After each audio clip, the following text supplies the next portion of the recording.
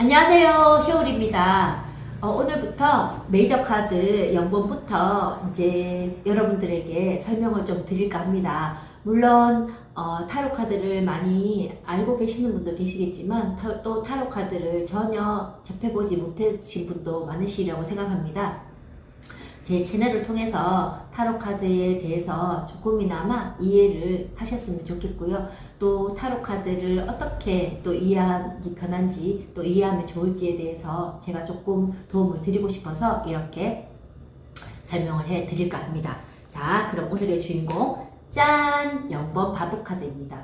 자, 타로 카드는 지난 시간에 잠깐 언급해 드렸지만 메이저 카드는 0번 숫자가 있고요. 또 이름이 있습니다. 그리고 그 숫자와 이름에 맞는 그림을 그려놓았어요. 자, 그러면 이 다양한 정보를 다 활용하라고 이렇게 해놓겠죠? 그래서 먼저 0이라는 숫자를 알고 있어야 돼요.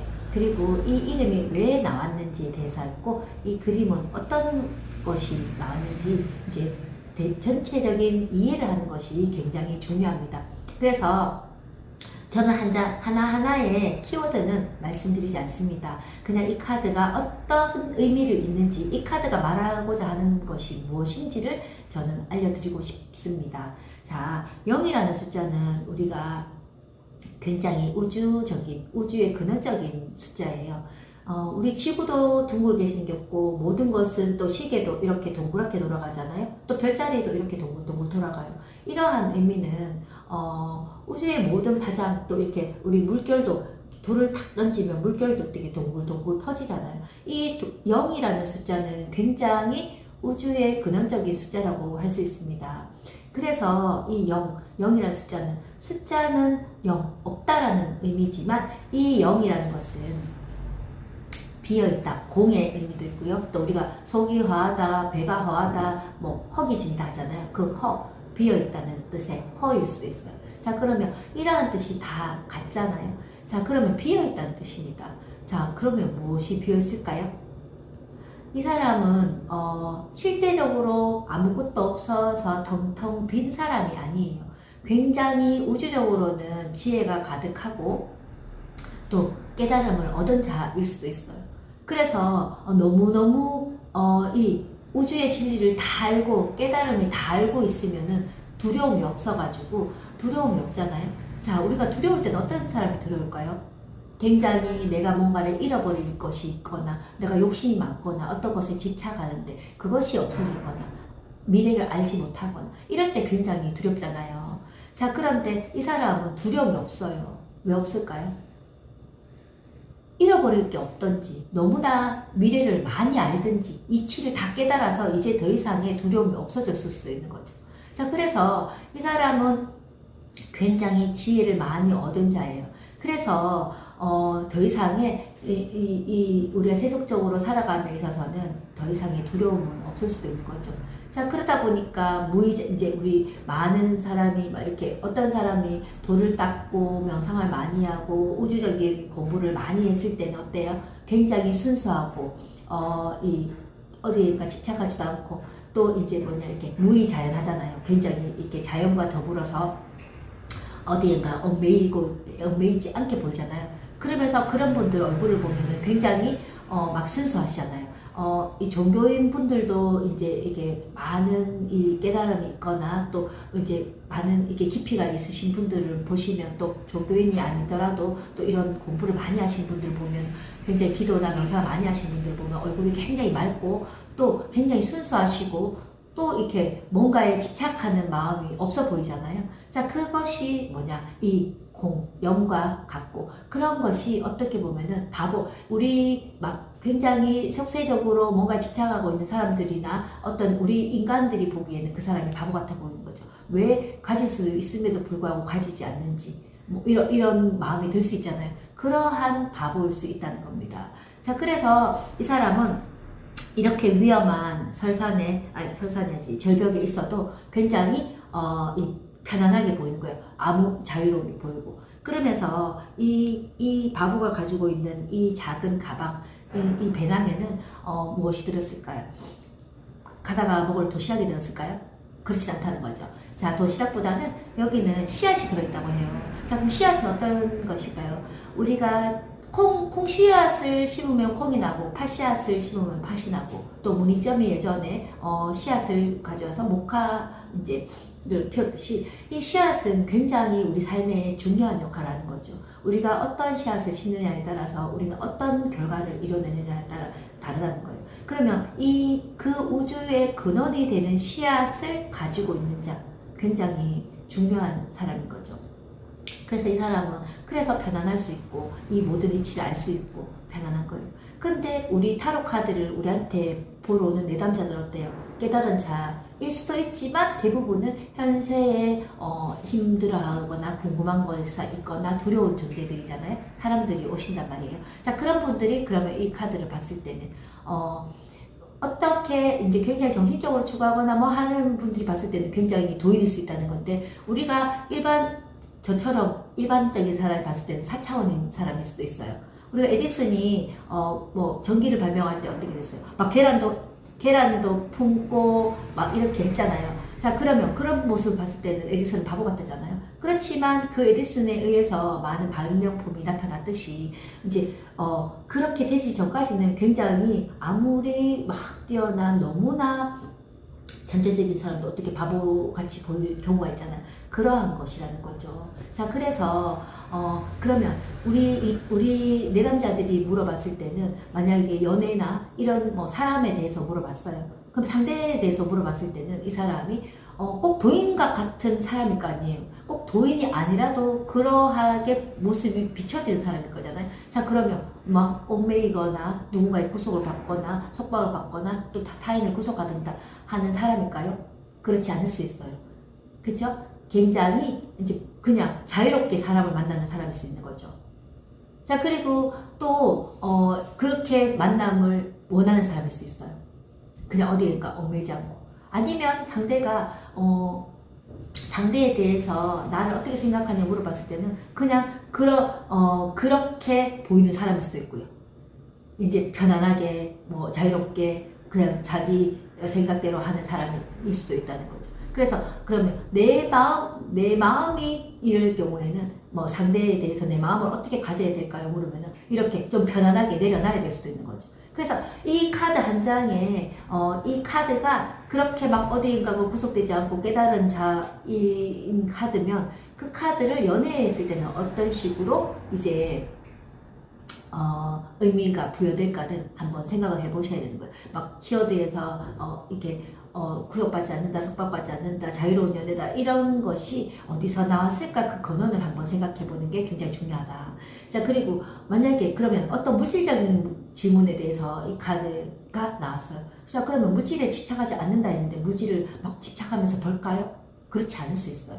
자, 그러면 돈이 많을까요? 돈이 카드 조합에 따라서 다를 수 있고요. 카드 조합에 따라서 이 카드는 돈이 너무나 많은데도 그냥 돈에 관심이 없을 수도 있고요. 돈이 없는데도 관심이 없을 수도 있고, 돈이 막 하나하나 세는 수 있는 돈에 막 집착해서 하는 사람이 아닐 수 있어요. 자, 그러면 이 사람이 어떤 물질적인 막 뭔가를 해야 될 때 이게 나오면은 약간 그런 부분에 대해서는 이득이 없을 수 있어요.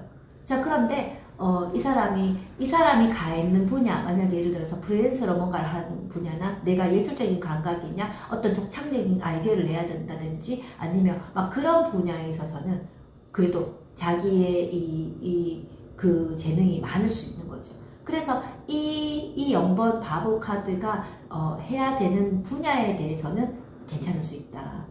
예술가 기질이 있는데 너무나 계산적인 사람은 예술가 기질이 없을 수 있잖아요. 자, 그러면 그런 분야, 약간 독창성을 발휘할 수 있는 분야, 또 자유롭게 아침 9시에 출근해서 6시에 퇴근하고 이런 분야가 아닌 그냥 조금 자유롭게 뭔가 자신의 의사를 표현한다든지 뭔가를 해야 되는 분야에 대해서는 굉장히 괜찮을 수도 있다는 거죠. 자, 그런 능력도 있고 또 그러한 감각도 있을 수도 있어요. 뭐 패션을 막 이렇게 뭐 해야 된다 하면은 거기에 대해서 또 굉장히 자유로울 수 있잖아요. 자, 그렇게 우리가 그러면 어떤 여행을 간다든지 또 막 이제 또 그 막 얽매이지 않는 어떠한 질문에 대해서는 굉장히 재밌을 수 있잖아요. 어떻게 보면은 그럼 성향적으로 물어봤을 때는 이 사람은 굉장히 자유분방한 사람인데 굉장히 계획적으로 해야 되는 사람이 이 사람과 같이 만나고 싶어요. 그러면 답답할 수 있겠죠. 그래서 궁합적으로 봤을 때는 이런 사람을 이제 이렇게 만나서 같이 이런 사람 성격을 같이 연번인데 연번처럼 약간 자유로운 사람이 이 연번을 만나면은 더없이 편안할 수 있는데 그렇지 않고 매 순간 확인해줬으면 좋겠고 공감받았으면 좋겠고 또 뭐 계획적으로 뭔가를 했으면 좋겠는데 이 사람을 만나면 굉장히 힘들 수 있다는 거죠. 그래서 그러한 이제 이 타로 카드의 이 연번 카드를 한번 의미를 조금 이 마음적으로 이렇게 감각적으로 한번 들여보시는 것이 좋을 것 같습니다. 그래서 무조건 막 이렇게 키워드를 막 읽는 것이 아니라 이제 조금 다양하게 이 카드의 의미를 새겨서 이 카드가 이렇게 이 질문에 적용됐으면 어떻게 될까? 저 질문에 적용됐으면 어떻게 될까? 생각할 수 있다는 거죠. 자, 그러면 개도 있는데 이 개를 동반자라고 해요. 자, 그러면 이 동반자도 저는 그렇게 생각하거든요. 꼭 사람이 아닐 수 있다는 생각을 해요. 왜냐하면 우리가 사람은 또 있다가 없어질 수 있잖아요. 그러면 항상 이 사람한테는 있다가 없어질 수도 있지만 또 이렇게 이 사람을 따라오고 또 이 사람 도와주고 하는 동반자가 있을 수 있고요. 또 그런 사람이 아니라면 저는 그런 생각이 들더라고요.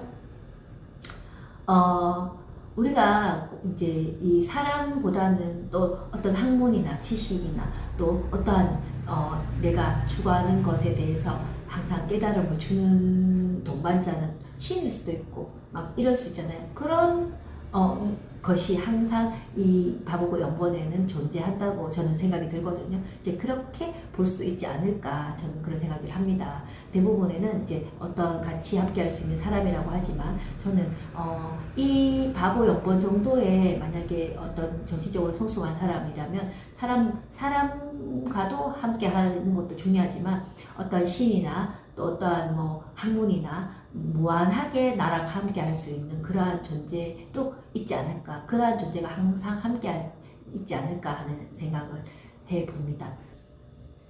자, 지금부터 그러면 바보 연번 카드를 점성학적 리딩에 한번 대입을 시켜본다면 점성학적으로 어떻게 바보 연번 카드를 읽을 수 있는지 잠깐 살펴보겠습니다.